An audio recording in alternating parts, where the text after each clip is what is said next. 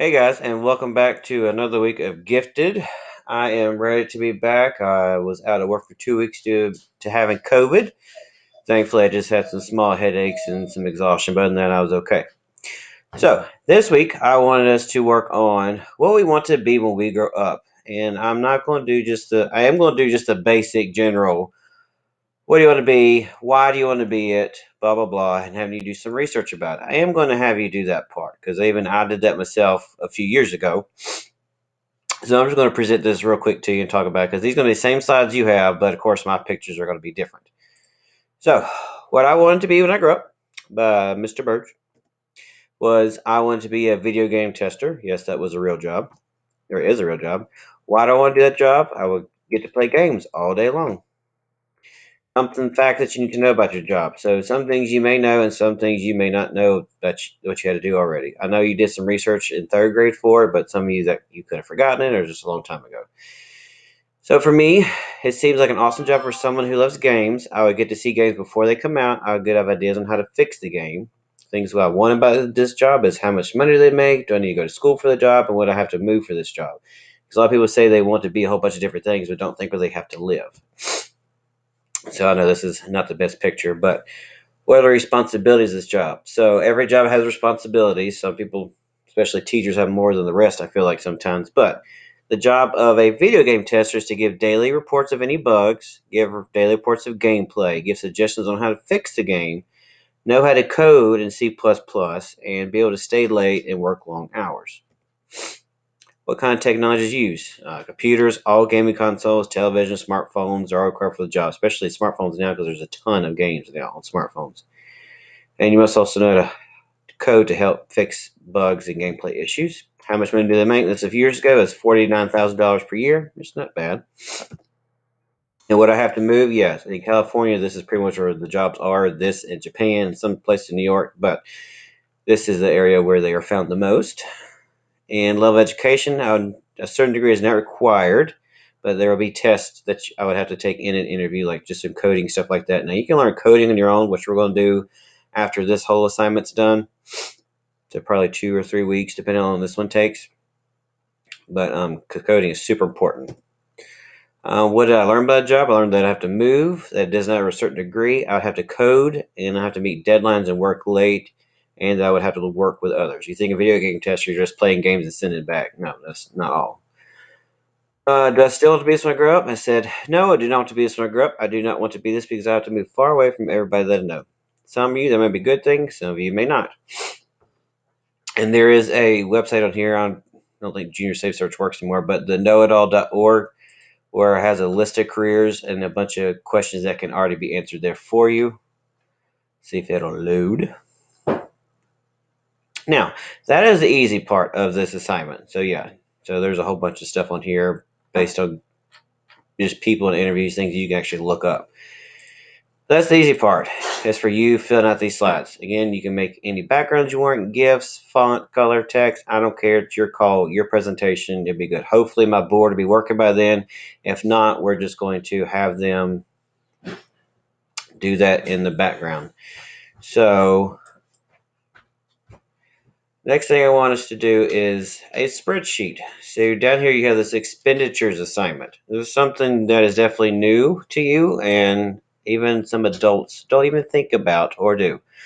So this spreadsheet will talk about your education costs. Now, if you are going to school to get a degree, which is most likely because most jobs require a degree, you need to think about how much that school actually costs. Like how much tuition is or how much it costs you there per semester. Books. One semester I spent almost $1,000 just on books and they barely even used them. I was very upset. Think about food. Think about where you're going to live. Are you going to live at home? Are you going to live on campus or go to an apartment? Think about what you're going to do. Are you going to have a car? If you do, you have car insurance. And you have to think about gas money, the internet. You're going to have internet, especially everything we do now. Phone, because you're going to need a phone bill. Some of these can be pretty cheap. Entertainment, what are you going to do for fun? Now, some of you, this may not be an option at all because college is expensive, very expensive. And then, how are you going to pay for those education costs? Are you going to have some grants, student loans, job, school refund? How are you going to pay for all of those things? Now, I have these things here, and I want you to put amounts. Okay? So once you pick your job, you're going to pick what school you have to go to, and then you're going to estimate the cost of it is go to that school. Okay. So, for example, I say tuition is say 4,000 semester, and books. Let's just say they're 500. Food, let's say you're probably going to spend. Let's see, if you're on campus, you'll probably get a meal plan, so that'd be 1,200 for a year or semester. Room and board probably going to be 2,000. If you're living on campus, you're living at home, that'd be free. Car, it depends if your car's paid for or not. So let's say you just have a note of $200 a month. It's a decent car. $50 a month insurance. Gas, let's say you spend $100 a month on gas. You got a good car. If you got a truck, it's gonna be way more. Internet bill, mine's around 50. Phone bill, if you get a decent plan, you can go find a phone for $50. Entertainment, let's just say you're going to spend. Now this is per semester. We can break it down by week if you want, but for entertainment, say go to the movies, hanging out with friends, just stuff like that. If you have Netflix or Disney Plus, all things like that. Weeks that cost, just to say, $50 a month. A semester has August, September, October, November, December. So that's 250 right there. Now, if you look, this is just for a semester. This isn't for a year, but for a year you would double that. So it's 8,400. That's like right now. So maybe a little bit more, and maybe cheap when you get there. But then you got to be thinking about your grants. Like you can get grants for making really good scores on ACT or doing certain projects or things, and people can give you money. If you can't get that, then you probably would want to get a job. And how much are you going to make per month on that job? Or if you can't, that still doesn't cover it. If you get student loans like I did, because school is so expensive and jobs are really hard to find 10 years ago. School fund. Some of you may get lucky and parents or grandparents or somebody set up a school fund for you to use for all your schooling. This is stuff you will need to know. And lastly, well, not lastly, you need to start thinking about how you'll pay for college by ninth grade, because high school is where you can earn most of your grants, because that's when you practice ACT test prep and things like that. And the higher your GPA is, meaning your grade overall, so like if you have all hundreds and stuff, you can get really good grants that pay college for free, and they'll cover all these costs and then some. Some schools pay for you to go to college depending on how good your grades are.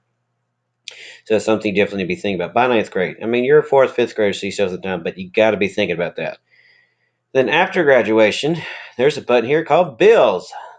Whew.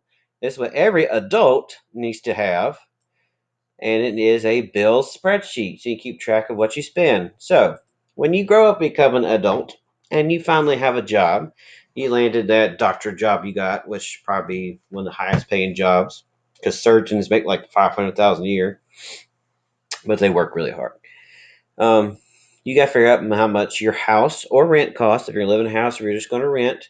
Personally, I'd say rent is pretty good, because if something breaks, somebody else has to fix it. A house or renter's insurance, a car insurance, gas for that car, power for your building, if you have electric car, power for your car, food, water bill, internet bill, phone bill, entertainment. If you have a pet, how much is it going to cost to take care of the pet? Because they need monthly flea pills, and since we live in the South, they need flea pills, hot water treatment, all that. In savings, ideally, you would try to put a little bit in a savings each month or invest in stocks and things like that. But usually the rule is try to put 20% of your salary into savings, so you have something to fall back on in case something ever happens. And then down here, it'll give you the total cost of all your bills based on where you choose to live and based on your job. And then you're going to put your salary in this box, which is how much you're going to make per month. Okay. And then you'll put down here, it'll populate the total bills that you have. And then down here, it'll have your salary minus your bills to show you how much money you have left over after everything is covered. Now, my wife and I do this every month, and sometimes it's real sad when we have, oh, you got $50 left. Yay, we can go eat Domino's one time this month. But that's adult life, and that's teacher life. So hopefully, if you do become teachers, great, and hopefully in the future we will get paid more. And I do foresee that happening with some governmental changes. But this is not your typical, what do you want to be when you grow up? Here's my slide, I'm done. No, you're going to do some research on where you want to live, how much things actually cost, because this is something adults don't do, and adults get in a lot of debt just because they just simply don't manage their money. And let's see if this career would actually benefit you, the lifestyle that you want. And I know some of you, Brooks, will want Lamborghinis and things like that. But sometimes it won't be feasible with the job that we have. All right, guys, can't wait to come back next week, and I'll see you later.